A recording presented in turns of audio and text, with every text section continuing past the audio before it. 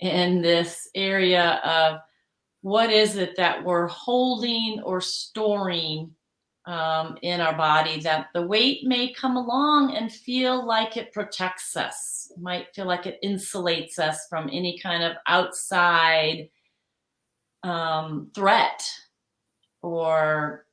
and it's probably based on stuff from our past. So they can be incidences, traumas, but traumas can be incidences that occur in our adult life, like car accidents or relationship struggles. But a lot of times the root of all of these are falls, any kind of a fall trauma, a hit on the head, bang, you got banged, those kinds of traumas. But also just what I consider to be the trauma, the childhood trauma, the environment that we grew up in. I call it environmental trauma, but it's not environmental in the sense of the word that we think of environmental as air pollution and clean water and stuff like that. But it's the environment that we grow up in. So even now, the environment that we exist in, what's the culture, what's the mindset and the state of all of that.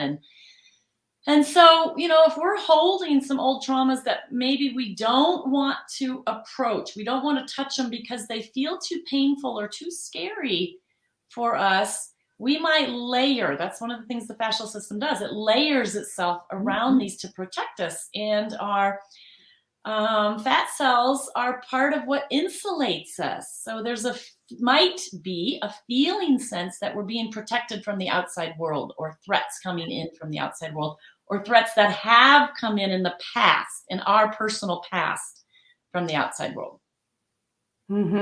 So, can you give us some examples, like what can happen?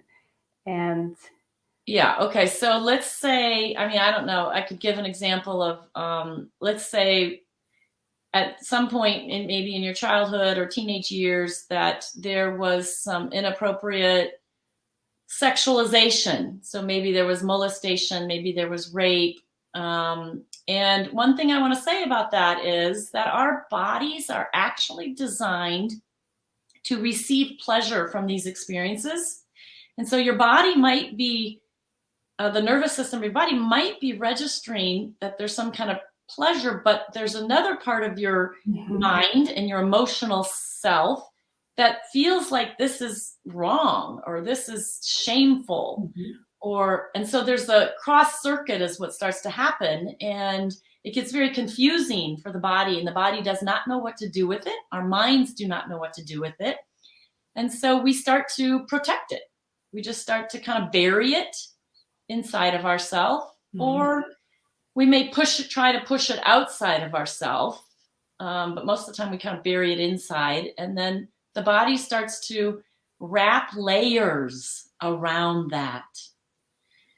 And so really what we do with myofascial release, we don't try and take anybody there, because we just allow the touch and the body's own nervous system to bring up whatever you're ready to bring up. So it's really about creating a safe environment to allow the maybe emotional traumas or that which we've been avoiding to come up to the surface, and let ourselves start to feel it. So start to feel maybe the confusion, maybe the fear, maybe the anger about it all. And it's usually a multi-layered puzzle that can be challenging to work through, but it really is possible to work through it. And I think that when we actually get to the root of some of these issues, that need to insulate ourselves starts to dissipate automatically, no matter what your diet is. Although I do think diet's important.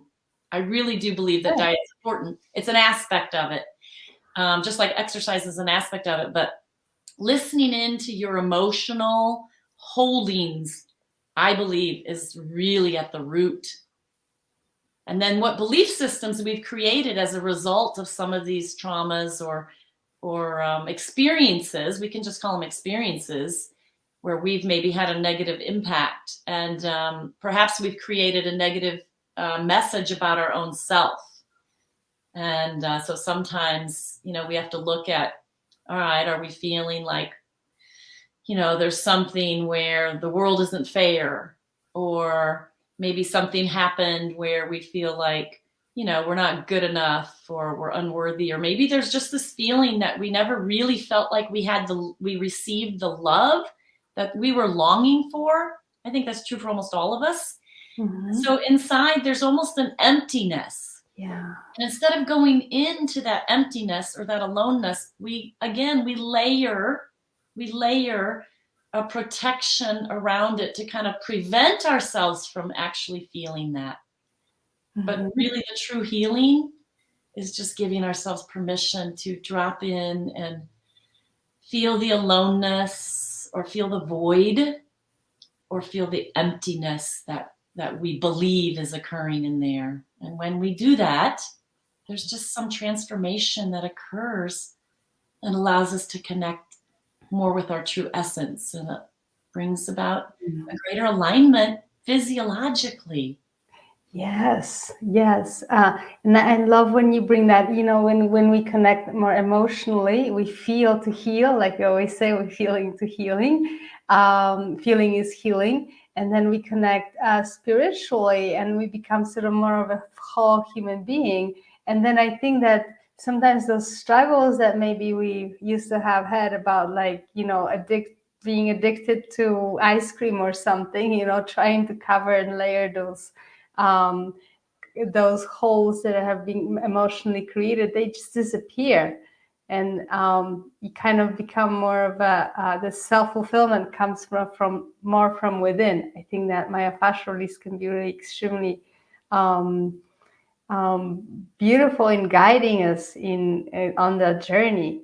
And we talk about unwinding, and it's I always think it's kind of a funny term, because, like, what does it really mean?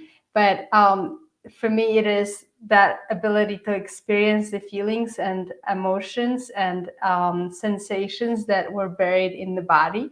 Can you tell us more about how this works with myofascial release and how we guide patients through that?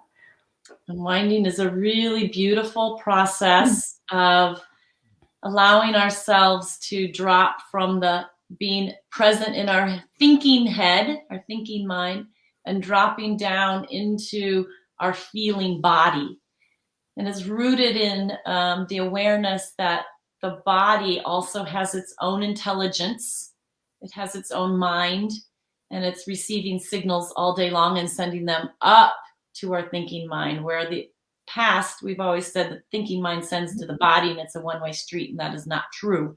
It's a two-way street. So we're sending signals up for our brain to interpret. But the unwinding process is really letting go of controlling it or directing it, and just listening to what am I feeling in my body, and how does my body want to move. And it's just so much more profound when you have somebody there that can support you and keep you safe, so that as you move and go through different positions of unwinding, unraveling, I also like to say, it takes us back into some old holding patterns or old positions of trauma. And that's where we've been protected or defended against. But through the safety support of our own awareness, because you can do self-unwinding, but also the safety and support of a therapist or two working with you, it allows you to just drop into these places and feel supported, so that you have the capacity to go ahead and feel some of these painful experiences. And like you said, that's what oftentimes it's those painful experiences that leads to the eating addictions. So an addiction to eating is when we're trying to stuff an emotion or stuff a feeling. We don't want to allow ourselves to feel it. And maybe we have a belief system that some of the feelings that we have coming up are wrong. Like they're not good, or they're not spiritual, or especially anger. Anger is such a big one, that if people could allow themselves to feel their anger, not act upon their anger. Yes. Feel the anger. We always think we have to go do something with our emotions. You don't have to do anything. You do not have to do anything with your emotions. But like you said, feel them. Feeling is healing. Healing is healing. And so really the unwinding just provides that support and that letting go process. We're letting go of protection. We're letting go of defensiveness, so that we can actually drop in and just feel what's not our essence, what is not true to us. And when you feel your own essence and get in touch with that, you want to take more healthy behavioral actions. Yes.